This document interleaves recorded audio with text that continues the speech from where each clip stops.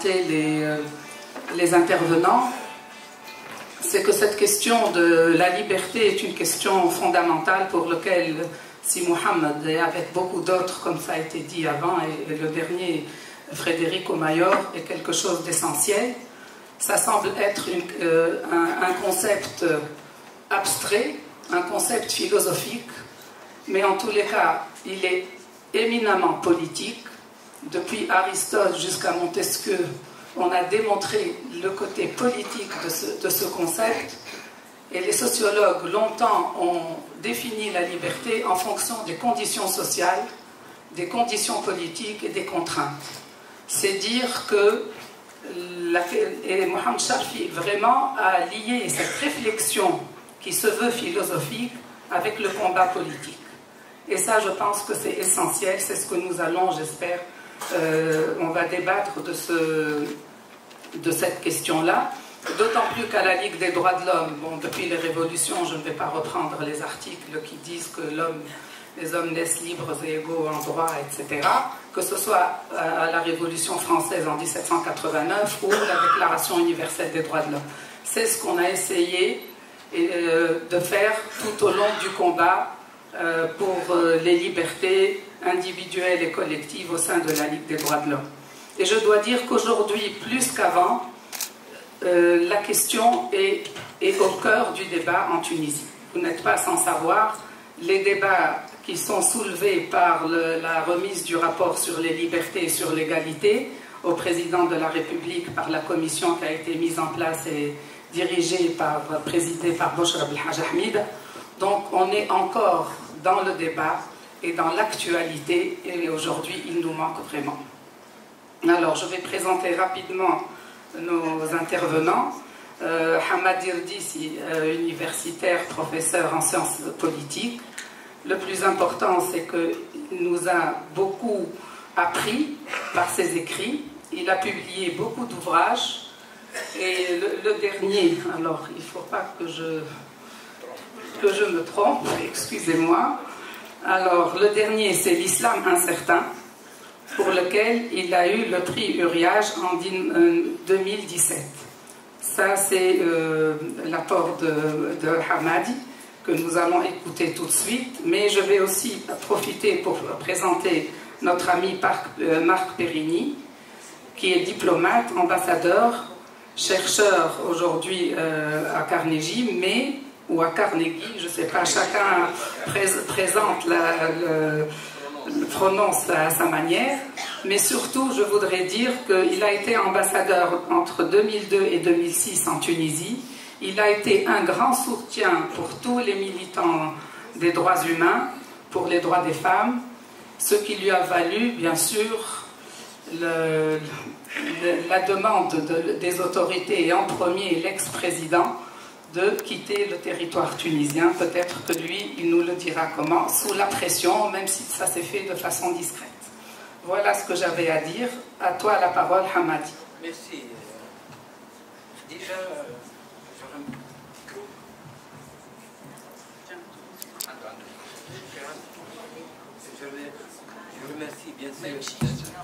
je remercie bien sûr les organisateurs et les organisatrices. Excuse-moi, tu as 10 minutes. Ok, 10 minutes. Alors, je vais directement lire mon texte. Alors, être libre aujourd'hui. Mohamed Charfi n'a jamais plié devant aucune autorité. Jamais il n'a parlé de quiconque en termes injurieux, élevé la voix, évoqué la vie privée des gens. Il n'a jamais parlé d'argent, ni des misères qu'on lui a faites. Il lui est arrivé d'être pris en défaut. Mais il a souvent vu juste. Il n'a peut-être pas toujours fait ce qu'il a voulu, mais aussi a-t-il concédé sans se compromettre. Mais quel homme, aussi condamné soit-il à être libre, pour reprendre Sartre, peut-il s'affranchir de toutes les contraintes extérieures? C'est pourtant la définition première de la liberté.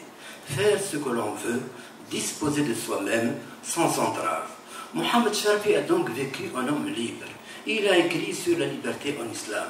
Mais quelle liberté et que veut dire être libre aujourd'hui? Je veux d'abord interroger l'actualité de son livre Islam et liberté, le malentendu historique. Ensuite, me demander ce qu'est être libre aujourd'hui, en Tunisie post-14 janvier.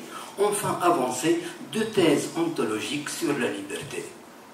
En revisitant le travail de Charfi, je vois pour ma part moins une série de thèmes que 3 concepts clés qui structurent sa pensée. Premier concept, la liberté en islam classique comme la condition non esclave. Il appartient au droit islamique de fixer les statuts respectifs de la personne libre et de l'esclave, un être hybride, une chose et une personne. Charfi en a fait la généalogie.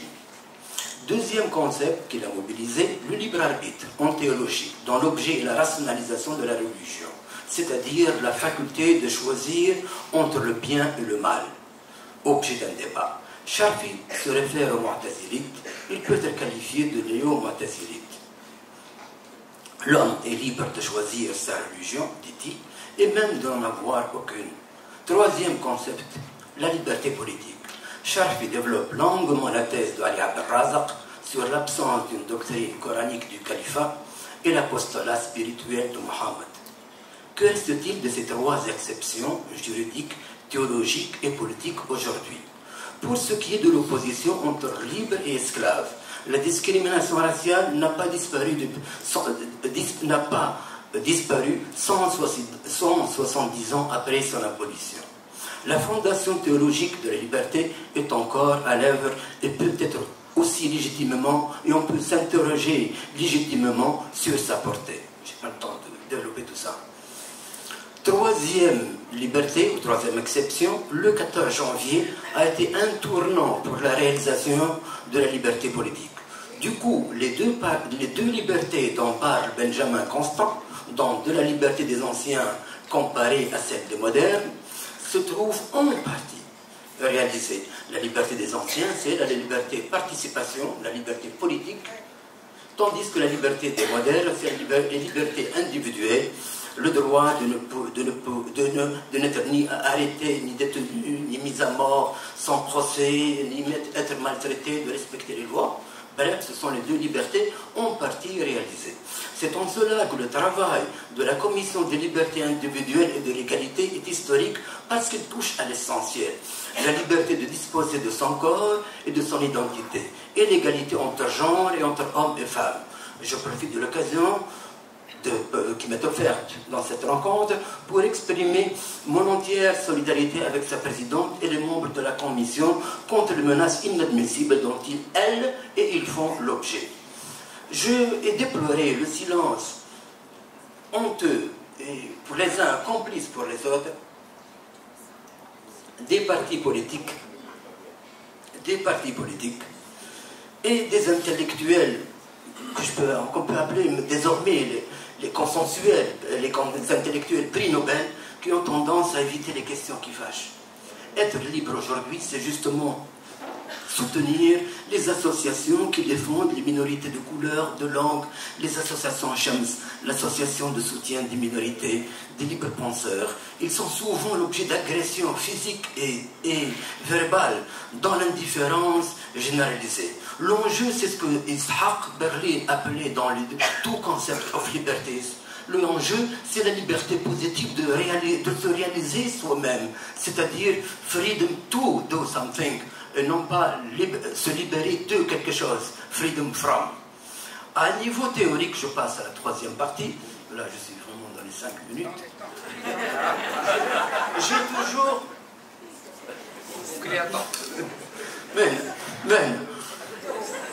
Alors, un niveau théorique est sans se laisser aller à des considérations philosophiques qui risquent de nous éloigner de notre propos. 2 conceptions de la liberté s'affrontent en Tunisie. L'une pense la liberté dans la servitude consentie. La liberté selon la foi au détriment de la liberté selon le droit des gens. Son fondement est l'homme est libre dans la servitude de Dieu. L'homme, en tant que visseur de Dieu, doué de raison, il reconnaît sa place dans le cosmos, une place prééminente, mais une place assignée. Il se soumet en toute liberté à la révélation, ce qu'elle ordonne et ce qu'elle interdit. La liberté, dans ce sens, est un sacrifice allant jusqu'au martyre. Plus qu'un droit, la liberté est un devoir envers Dieu et non pas une responsabilité à l'égard de l'homme. Au couple essentiel, je tue, qui est questionné dans la liberté, cette vision substitue le couple il étant Dieu. Autant dire, la liberté n'est pas un état ontologique, la liberté est une libération des croyants de toute autorité humaine. On comprend dans cet esprit-là qu'appliquer la charia, défendre la polygamie, les châtiments corporels, soit considéré comme la liberté même. Et toute atteinte, c'est toute critique de la religion passe pour une atteinte au sacré et par conséquent à la liberté même, puisque le sacré est la liberté. Ce malentendu ontologique est au cœur du débat sur la liberté. La seconde thèse pense la liberté comme un arrachement aux us et aux coutumes, un arrachement à la nature, un arrachement au déterminisme. Kant et Rousseau en ont fait la théorie d'un point de vue sécularisé. Les libéraux musulmans, pour certains, les suivent. L'homme, Kant disait, c'est-à-dire aie le courage de te servir de ton propre entendement. L'homme sort de sa minorité dans laquelle il gît de sa propre faute. Les us, les coutumes, la tradition, ce qu'on dira-t-on, évidemment, sont les obstacles à l'émancipation de l'homme par sa pensée. Sur Rousseau, l'homme se distingue de l'animal par sa capacité de se perfectionner, au lieu que l'animal, au bout de quelques mois, ce qu'il a toujours été dans sa vie. Ainsi, il n'y a aucune différence entre les deux machines, la machine ingénieuse qui fait l'animal et la machine ingénieuse qui fait l'homme, sauf que l'homme né indéterminé, il peut s'adapter. Je vous donne la version religieuse, pour ceux qui sont de bons croyants, de cette seconde thèse sur la liberté. C'est Pic de la Mirandais qui a donné au XVe siècle sa fondation religieuse. Donc, sur la dignité de l'homme, il dit de voir à Abdallah le Sarrazin l'intuition que parmi toutes les créatures du ciel et de la terre, l'homme est le plus digne d'admiration. Certes, nombre d'arguments ont été avancés en faveur de l'excellence de l'homme, mais aucun ne vaut celui-ci. L'homme est créé libre. En effet, l'architecte suprême aura d'abord façonné l'univers, orné le monde supraterrestre d'esprits célestes et peuplé le monde inférieur de plantes et d'animaux. Une fois l'ouvrage achevé, vous savez, il a créé l'homme. Seulement, il a créé à son image, et contrairement à ce qu'on dit dans la théologie islamique, il l'a créé à son image, d'après Pic de la Mirandelle, c'est-à-dire indistincte. Non pas parfaite, mais indistincte. Je le cite. Dieu s'adresse à Adam. Je ne t'ai donné ni place déterminée, ni visage propre, ni don particulier, ô Adam, afin que ta place, ton visage et tes dons, tu les veuilles, les conquiers et les possèdes par toi-même. La nature enferme d'autres espèces et de lois par moi établies. Dieu est quasiment mon cher. Mais toi, je ne limite aucune borne par ton libre arbitre, entre les mains duquel je t'ai placé, tu te définis toi-même. Ainsi, les êtres supérieurs sont pour toujours de purs esprits et les êtres inférieurs à jamais ce qu'ils seront, tandis que l'homme achève à la manière du sculpteur sa propre forme. Dépourvu d'essence, l'homme est à l'image de Dieu, c'est-à-dire sans visage. Vous avez compris qu'être libre aujourd'hui ne consiste pas à lister les tâches à accomplir, qu'à se mettre dans cette disposition d'esprit, celle-là même qui a allumé feu Mohamed Charfi. Je vous remercie.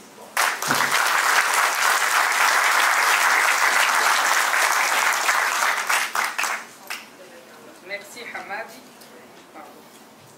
Merci Hamadi, tu as posé les problèmes et les enjeux d'aujourd'hui.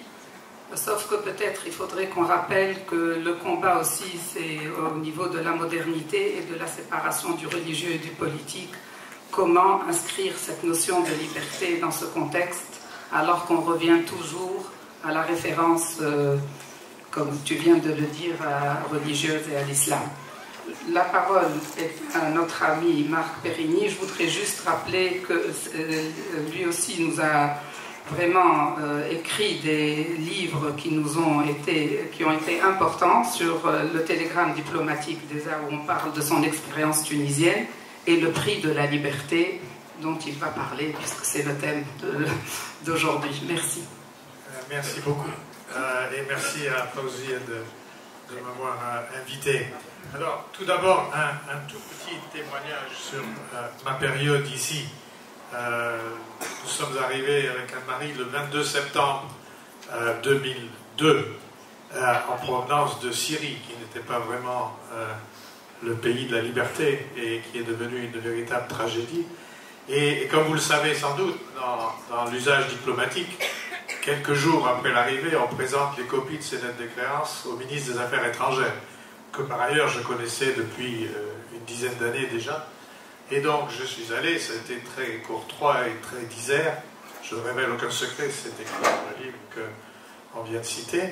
Et à la fin de cet entretien, le ministre me dit « Je tiens beaucoup au succès de votre mission ici, et pour réussir, vous devrez tenir compte d'une seule chose, c'est qu'ici, en Tunisie, il y a deux mots qu'on n'aime pas beaucoup, c'est droit de l'homme. Ce qu'ils ne savaient pas, c'est que les chefs de délégation de l'Union européenne, donc accrédités comme ambassadeurs, ont une lettre de mission parce qu'un ambassadeur n'est pas un électron libre, comme vous pouvez l'imaginer, il suit des instructions. Et dans cette lettre de mission générale, il y avait deux mots importants qui étaient droit de l'homme. Donc ça commençait vraiment très très mal.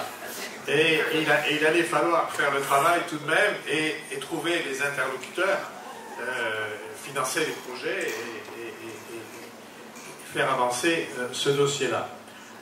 Trouver les interlocuteurs qui allaient se sentir assez libres pour me parler de la réalité des droits de l'homme, des problèmes concrets qui se posaient. Parler, c'est un grand mot, c'était plutôt chuchoter à cette époque-là. Mais évidemment, je suis très vite arrivé chez les Charfis, comme vous pouvez l'imaginer, et puis la Ligue, et puis l'association tunisienne des femmes démocrates. Et ce petit noyau m'a inspiré, m'a éclairé, m'a éduqué, et aussi m'a défendu, contrairement à ce que tu viens de dire, m'a défendu quand dans ma 4e année, j'ai eu des ennuis, devinez pourquoi, dans l'appel téléphonique qui a été fait par le même personnage que j'avais rencontré au début, mais qui n'était plus ministre, qui était conseiller de la présidence à ma commissaire européenne, Madame Ferrero-Waldner. Le reproche qui m'était fait, c'était de trop parler aux militants des droits de l'homme. Mais la manœuvre n'a pas réussi, donc je suis resté mes 4 ans, et j'ai vraiment beaucoup appris de votre petit groupe. Quelques années plus tard, j'étais toujours en poste, mais ailleurs, en Turquie, et la Tunisie a fait sa révolution. Un petit groupe de gens se sont sentis assez libres pour faire une révolution, presque tranquille, si on se réfère à tous les autres, et pour lutter pour une société libre dans toutes ses composantes. Donc, ces idées-là se sont traduites par une nouvelle constitution, se sont traduites par une lutte acharnée pour la place des femmes dans la Constitution, se traduisent encore aujourd'hui par le rapport dont tu viens de faire part, qui est un enjeu majeur pour l'évolution future de la société tunisienne. Et là, on voit bien quelle est la difficulté, on voit bien aussi quel est l'enseignement que l'on tire de l'action de Mohamed Charfi, de l'action de la société civile, de la persévérance, c'est que ces problèmes-là sont toujours là et les méthodes sont les mêmes. Il faut résister, il faut rester un exemple, et contrairement à peut-être la frustration que beaucoup d'entre vous conçoivent en Tunisie, il faut bien voir que, vu de Bruxelles, la Tunisie est et reste un exemple dans cette bataille-là. Ma deuxième remarque, c'est avec ma casquette d'ambassadeur recyclé dans un think tank de taille mondiale que je vais la faire. Je travaille beaucoup sur les questions européennes, sur la Turquie, sur la Syrie, et je dirais que dans tout ce qu'on voit aujourd'hui, il faut bien constater qu'être libre, c'est devenu un peu plus difficile quand même qu'il y a 10 ans ou qu'il y a 20 ans, au milieu de l'agitation, des dérives politiques. Si vous faites le tour de la Méditerranée en partant de Tunis jusque chez moi à Marseille, mais en passant par Tripoli, Benghazi, Le Caire, Ramallah, Derra, Idlib, Afrin et Ankara et Istanbul, on voit bien que l'actualité est tragique, le trafic des êtres humains est dramatique, le populisme avance, la démocratie recule, et elle recule souvent par des formes constitutionnelles. Regardez ce que fait Viktor Orban en Hongrie aujourd'hui. Il a été élu démocratiquement et il a un projet de réforme qui va à l'encontre de la justice, de l'éducation, de la presse, de la société civile, de façon tout à fait explicite et de façon tout à fait légale. La même chose se passe en Turquie aujourd'hui, avec un référendum volé, une élection peut-être un peu douteuse, mais par la force, disons, ça se fait aussi. Et puis il y a d'autres pays d'Europe centrale, la Pologne, la Slovaquie, la République tchèque, où ça va plutôt mal. Et puis il y a l'évolution en Italie, il y a l'évolution en Autriche. Donc, le modèle démocratique libéral est indéniablement sous pression de l'extérieur, bien sûr, la Russie, on sait bien, mais sous pression de l'intérieur également. Et son déclin menace les libertés fondamentales au cœur même de l'Europe, et vous pouvez voir que même dans les pays les plus solides, la menace politique est là. Regardez ce qui se passe dans la coalition de Mme Merkel, à l'intérieur des deux partis qui sont le noyau de cette coalition, et à l'extérieur, bien entendu, avec l'alternative pour l'Allemagne. Regardez le drame auquel on a échappé en France il y a un peu plus d'1 an, avec l'élection d'Emmanuel Macron, et regardez ce qui peut se passer dans 4 ans, si jamais il échouait. Donc, il y a une véritable menace. Il y a aussi un supposé modèle populiste qui s'offre à nous. Un modèle avec sa désinformation, ses préjudices, la violence verbale, le reniement, l'autocratie. Et ça, c'est quelque chose qui se développe devant nous, qui n'a pas disparu. Nous avons vécu en Europe, depuis 1950, depuis la déclaration Schuman, une période bénie, en quelque sorte. Nous avons construit la réconciliation des peuples. On a parlé hier soir avec Bertrand Delanoë. On a la génération d'après-guerre en Europe est une génération qui a eu une chance inouïe, qui a tourné la page par rapport aux 2 générations précédentes, et on pourrait vous raconter pendant longtemps, et vous le savez très bien ici, les drames que l'Europe a vécu. On s'en est remis, mais aujourd'hui, tout cela risque d'être remis en cause. Et je suis convaincu que la politique, les partis politiques dans ma contrée, en Europe, sont peut-être à la limite de leur capacité, sont peut-être devenus impotents dans beaucoup de domaines, mais la société civile, les individus, les syndicats sont aujourd'hui, les humanitaires aussi, sont aujourd'hui les porteurs des idées qui résistent. Et en cela, l'exemple de Mohamed Charfi, l'exemple de la Ligue ici en Tunisie, c'est quelque chose qui nous est très précieux. Merci.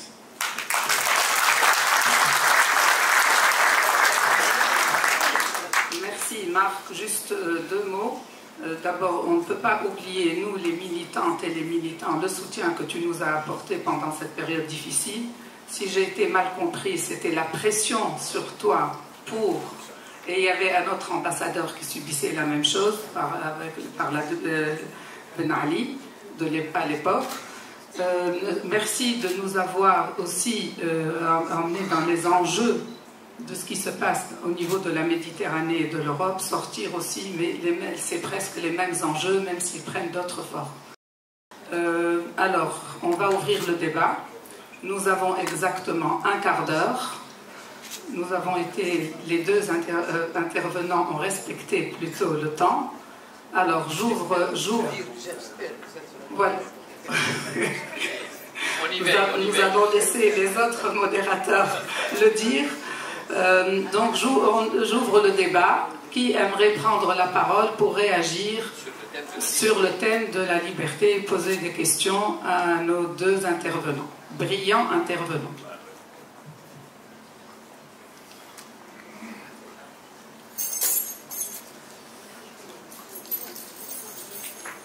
Fawzia. Tu peux offrir du café à la maîtresse. Bonjour à tous, merci d'être là. Je prends le micro pour réagir par rapport au thème de la liberté. Nous avons écrit sur ces 4 pages quelques citations de Mohammed et on en a choisi une autour de la liberté, liberté et développement. Ces 2 mots que j'aimerais vous lire. Notre problème majeur, le frein puissant, qui empêche notre émancipation et notre développement, et que nous sommes enchaînés à notre passé. C'est notre prison collective. Pour les musulmans, il n'y aura pas de développement sans liberté, et il n'y aura pas de liberté sans évasion de notre prison historique. Fin de citation. Voilà, je crois qu'il s'est beaucoup intéressé à ça. Je voulais dire ce qui le préoccupait, et quand il a écrit donc Islam et liberté, le sous-titre c'était le malentendu historique, et toute sa vie, ce qui l'a mobilisé aussi, c'est le fait qu'on n'ait pas pu se libérer de ce passé et de cette lecture aussi du passé. Merci Fawzia. Alors, qui veut prendre la parole?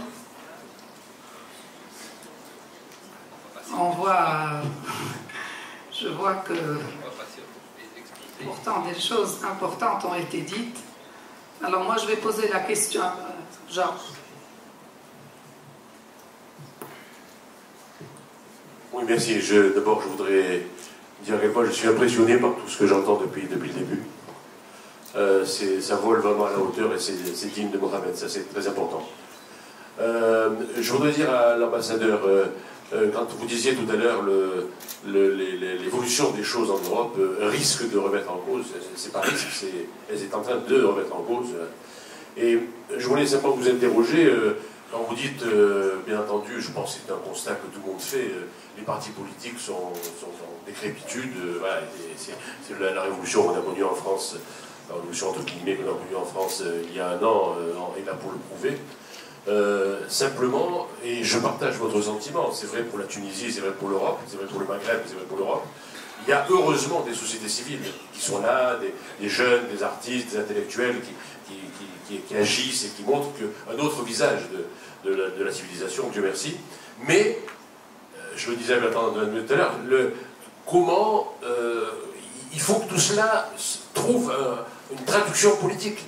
Sans quoi, ça va être des mouvements très sympathiques, très agissants, mais qui ne vont pas déboucher, parce qu'il n'y a rien à faire. La politique, c'est important, c'est le déboucher de tout cela. Oui. Tu peux répondre. Mon commentaire là-dessus, c'est que je pense que nous avons deux problèmes. Nous avons le problème de type hongrois, c'est-à-dire qu'un gouvernement, un Premier ministre élu démocratiquement, entreprenne de démonter les libertés. Et ça, c'est pas dans les journaux tous les jours, mais on démonte les libertés en Hongrie aujourd'hui, et on démonte en tout cas la justice, l'indépendance de la justice en Pologne. Il y a des procédures dans l'Union européenne qu'on a mises en route. C'est extraordinairement difficile parce que c'était que le gouvernement était tout à fait d'accord de dire société civile, développement, l'Union européenne va appuyer, on signe un programme cadre, etc. Pour la photo, c'était impeccable. Et puis après, un projet de pas très grande envergure, 50 ou 100 000 euros, ben, le premier transfert bancaire n'arrivait jamais. Ah, bon. Et puis si jamais il arrivait, le bail du bureau de la Ligue ou ailleurs, ou d'autres, à tel endroit, devenait soudainement caduc. C'est aujourd'hui ce que fait Poutine avec Navalny, d'ailleurs. Si jamais on arrive quand même à tenir une réunion, que le financement est arrivé, ben, tout d'un coup, la rue est en travaux. Et le catalogue est infini. Le catalogue est infini. Regardez ce qui vient de se passer en Turquie, c'est absolument hallucinant. On coupe l'électricité dans les quartiers où il se passe quelque chose qu'on n'aime pas. On déplace les gens, etc. Donc, il faut résister. Je crois que c'est le maître mot. Merci. Mostra, tu as la parole. Le micro. Micro, oui.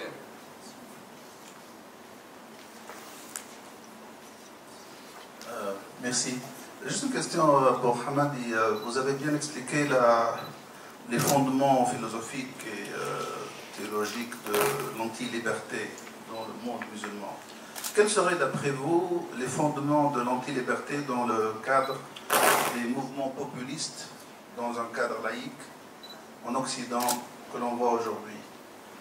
Comment se basent ces mouvements que l'on voit un peu partout, aux États-Unis et ailleurs? Ils ont un cadre, ils résultent d'une pratique politique, mais quels sont les fondements philosophiques de cela d'après vous?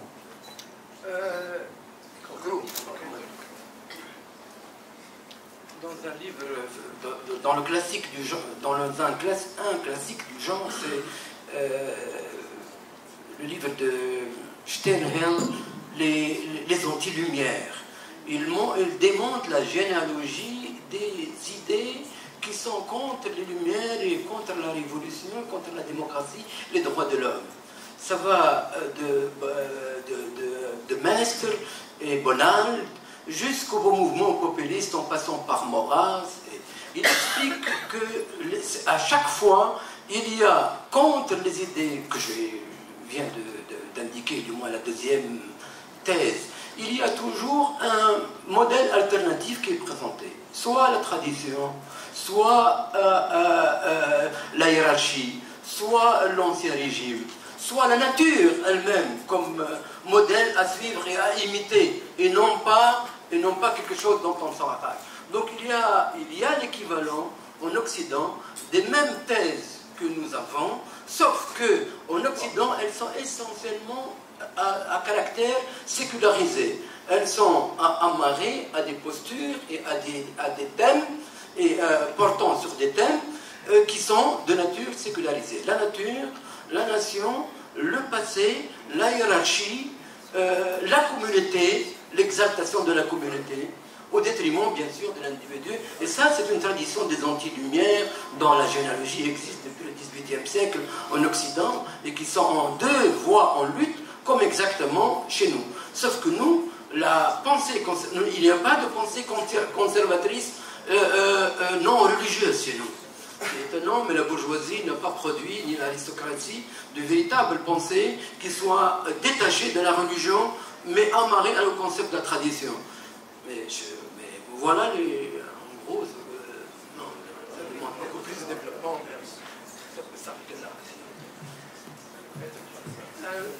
Une dernière question. Nous avons le temps pour une dernière question, sinon je vais lever la séance. Je voudrais juste peut-être dire une chose, c'est que les régressions qui se passent, que nous voyons, et les enjeux en Europe, c'est un virage vers la droite, mais il n'y a pas réellement une référence religieuse, même si elle apparaît, alors que pour nous, avec déjà bien avant, et le livre de Mohamed Charfi le montre bien, Islam et liberté, le malentendu historique, c'est que on se pose la question pourquoi cette liberté n'existe pas et pourquoi les pays musulmans butent, si vous voulez, à cette liberté. Juste, je termine, excuse-moi. Et qu'aujourd'hui, avec la révolution, nous avons acquis cette liberté. Mais il y a eu cette liberté d'aller vers l'avant, mais il y a eu cette liberté qui veut nous ramener vers l'arrière. Et donc l'enjeu est là. Et puisqu'on a parlé tout à l'heure du rapport et de la campagne qui se passe concernant les libertés individuelles, mais aussi les libertés collectives, il y a un vrai enjeu et un vrai référentiel qui est omniprésent dans notre région. Je pense que le prochain atelier ou séance va en débattre. C'est ça l'enjeu. L'enjeu, c'est le retour du religieux et c'est la première thèse de Hamadi que tu as présentée. C'est qu'elles sont antinomiques les deux et comment nous, on peut nous en sortir de là. Très rapidement, parce que là, vraiment, ça peut être... La première thèse, en fait, elle est nouvelle. C'est la manière avec laquelle la droite religieuse, entre guillemets, a essayé de récupérer l'idée de liberté. Auparavant, vers le 19e siècle, cette tradition était totalement hostile à l'idée même de liberté, même de l'affranchissement de l'esclavage. Mais évidemment, face aux conquêtes de la liberté, il fallait de nouveau réarmer la tradition en s'accaparant de l'idée de liberté et lui donnant une fondation religieuse et faire en sorte que celui qui porte atteinte à la religion a porté atteinte à la liberté même. Alors qu'auparavant, il ne défendait pas. La parole, je donne... Non, juste te contredire un peu, ma chère Khadija. Dans la montée des populismes en Europe, la dimension religieuse est présente. Et si on regarde le mouvement très conservateur, la CSU de Bavière, qui est en train de poser des problèmes à Mme Merkel, dans leur combat, il y a le fait de mettre des crucifix devant tous les lieux publics. Dans la politique des plus réactionnaires en Europe, populistes, contre les migrants, il y a la dimension religieuse. Ils ne sont pas chrétiens. Et d'ailleurs, si je peux me permettre d'être un peu provocant, je dirais que tous ces mouvements à contenu religieux et réactionnaires en même temps se nourrissent les uns les autres. Car ça les arrange bien. Et pour retomber sur Mohamed, je vais dire qu'il faut vraiment penser à l'œuvre qui a été accomplie dans l'Alliance des civilisations. Car l'Alliance des civilisations, n'oublions pas qu'elle a été créée après la guerre d'Irak, au moment où des grandes confrontations avaient lieu au nom, soi-disant, des religions. Et que l'Alliance des civilisations, l'idée de Kofi Annan, mise en œuvre par l'excellent Georges Sampaio, avec le concours de Mohamed Charfi, c'était justement d'éviter que la religion serve de prétexte, d'instrument pour des confrontations qui sont des confrontations de pouvoir politique et des confrontations économiques. Pardonne-moi, ma chère Khadija, on est toujours d'accord. Absolument. Je t'embrasse. Absolument pas. J'étais nuancée quand même, Bertrand. Je n'ai pas dit que la religion n'existait pas. Mais dans les discours politiques, il n'y a pas de fondation. Et qu'on le veuille ou pas, les États, même s'ils ne sont pas totalement laïques comme la France, même... Point final. Si vous rentrez dans un avion d'Austrian Airlines aujourd'hui, la première chose que vous voyez après avoir franchi la porte, c'est un crucifix. Ah oui, c'est comme ça. Donc la religion est terriblement présente dans le débat et on n'a pas tout à fait fini avec ça. Merci. Merci à tous. Nous sommes dans les temps et le débat va continuer, y compris sur cette question qui semble usuelle.